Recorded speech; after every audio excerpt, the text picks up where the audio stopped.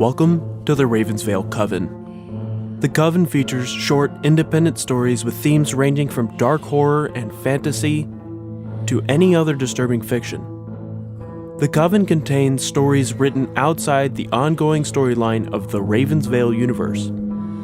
The stories are submitted by listeners, authors, and storytellers and are carefully curated by the staff of Ravensvale.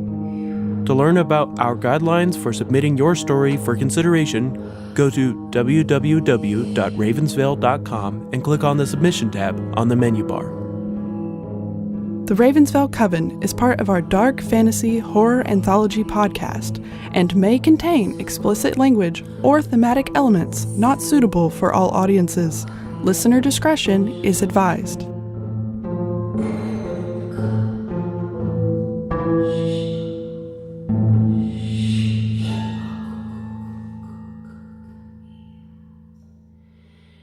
The story you are about to hear was performed during Appalachian Horror Fest 2024, an event produced by Small Raven Media and held at Central Cinema in Knoxville, Tennessee. This performance features Fitch Waerie, an original story written and performed by the talented Lena Perkins. As you listen, allow yourself to be carried away into a realm where the line between reality and the supernatural fades away.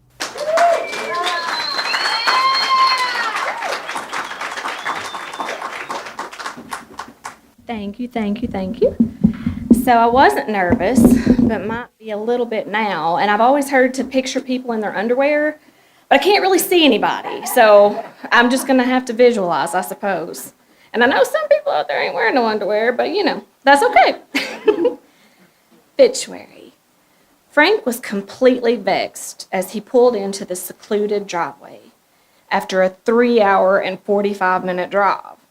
It was a hot summer day, and the air felt like his grandmother's kitchen on a day she was canning green beans.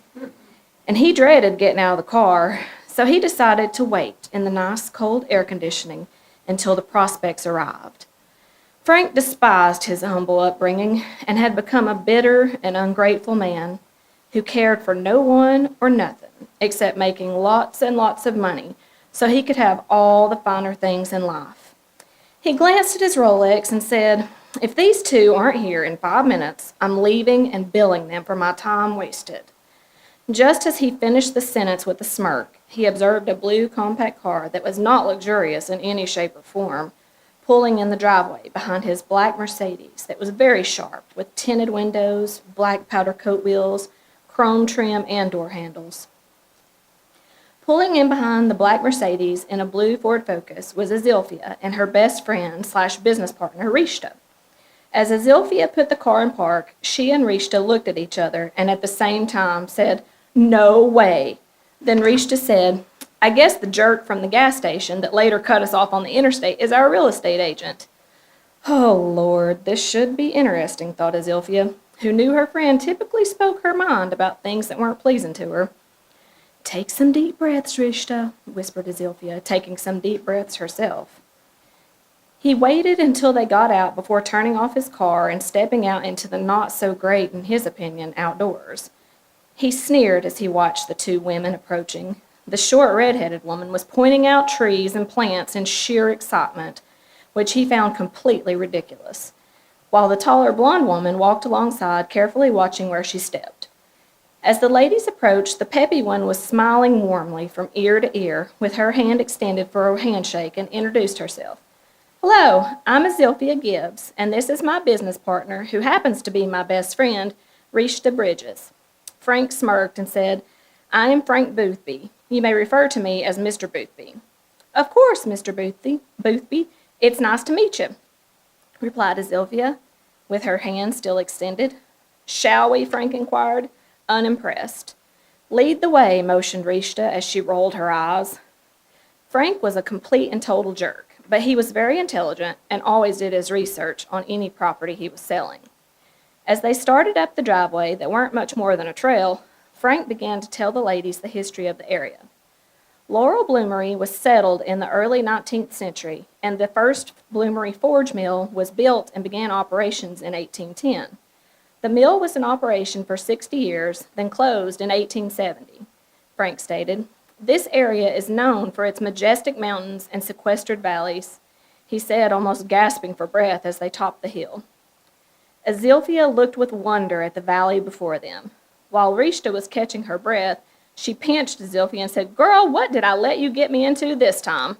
They both laughed while Frank rolled his eyes. Frank Riley stated, "As you can see, there is a creek and a barn." Azilphia, once again excited by all the possibilities, and maybe just a smidge of curiosity, looked at Rishta and said, "Let's go check it out." The trio set down into the valley. Frank only went because he didn't particularly care for the outdoors and thought if some wild animal came along, it would be better for him to be with these two so he would have a better chance of escaping, and his car was blocked in by theirs. As they got closer, they could hear the creek babbling and bubbling over the rocks, and they began to see that the barn was a lot bigger than it appeared from the top of the hill. As they got about a stone's throw from the barn, a gust of very cold wind blew across the valley and blew open one side of the big double doors of the barn. A feeling of uneasiness accompanied by that churning in the stomach simultaneously came over the trio as they stood looking in the barn door. Just as they were about to take a step to go inside the barn, out flew the biggest owl any of them had ever seen. Rishta and Azilphia screamed, interlocking elbows, then giggled because they just got scared by an owl. Frank had jumped and turned around, about to take off back up the hill, but he regained his composure quickly and started in the door to get in from the strangely cold wind. Just as they stepped through the door, another gust of cold wind slammed the door shut. Rishta and Frank grabbed their phones and turned on their flashlights. The barn was pretty big and open as far as they could see by the slivers of sunlight shining through the boards.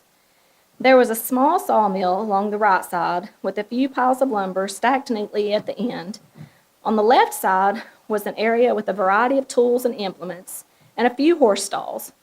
There was a loft running parallel on both sides, and at the end of the ground level was a ladder going up to the loft. "This barn is amazing," Azilphia chattered. "I'm going to check out the loft." She took 2 steps towards the ladder and froze. "What is—" Rishta began, but couldn't finish as they all stood there watching as this mysterious being trickled down from the loft, like blood from your arm when you've gotten into a thorny blackberry patch. Her hair was very long, and one side was as black as the raven, and the other side as a vivid red, just like a fox. Her hair fell around her waist as her feet touched the dirt floor of the barn. She lifted her head and opened her mesmerizing eyes. One of her eyes was like the sun shimmering on the surface of a river, and the other was a deep, dark, almost black green, like the evergreens that cover the mountains. She was beautiful and terrifying in the same breath. "Ma'am, are you—" Azilphia tried to ask, but was silenced when the being spoke. "I am whatever you perceive me to be. But aside from your human perception, I am the FitchWaerie. And the 3 of you are here because you ignored your intuition, and for that you will learn the consequences. One of you must die, or all of you will die.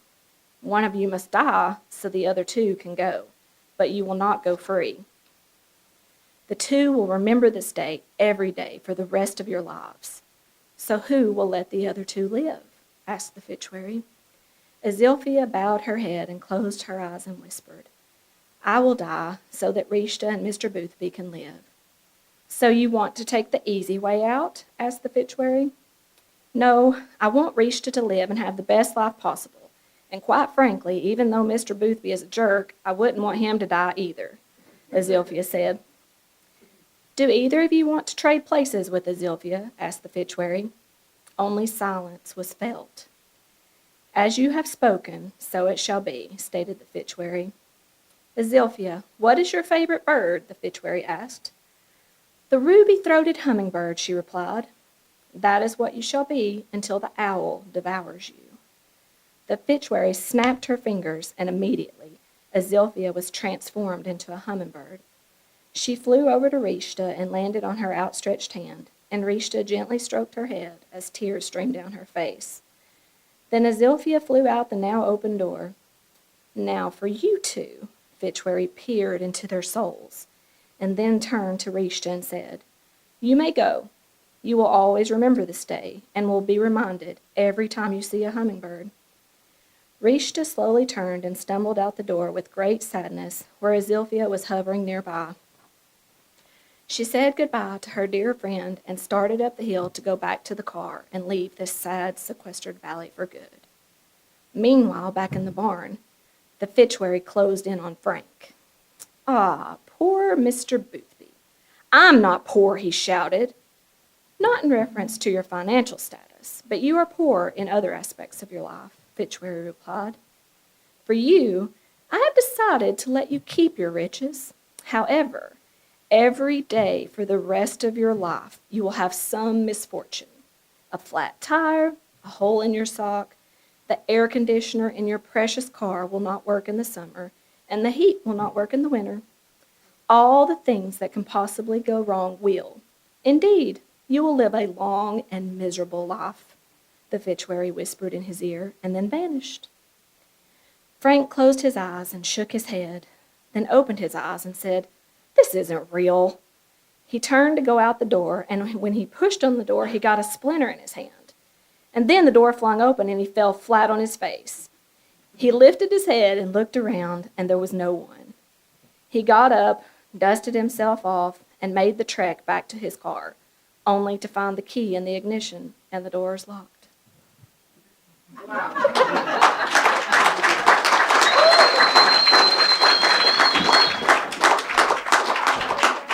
If you enjoyed this story, you're in for a spine-tingling treat at Appalachian Horror Fest 2025, scheduled for Saturday, October 11th, 2025.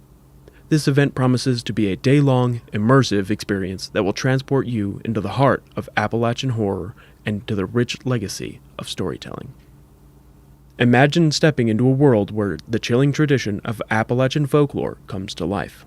Our event will feature captivating live musical performances, thrilling shows that will keep you on the edge of your seat, and an array of vendors offering unique and spooky merchandise. Don't miss the numerous photo ops throughout the event, perfect for capturing memories with friends and family against haunting backdrops.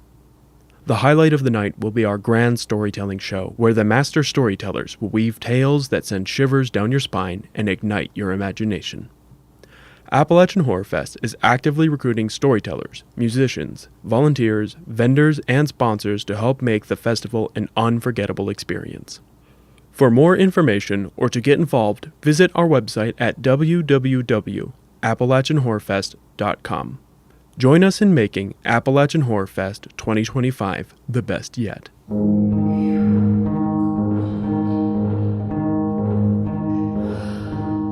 Ravensvale Coven is a production of Small Raven Media.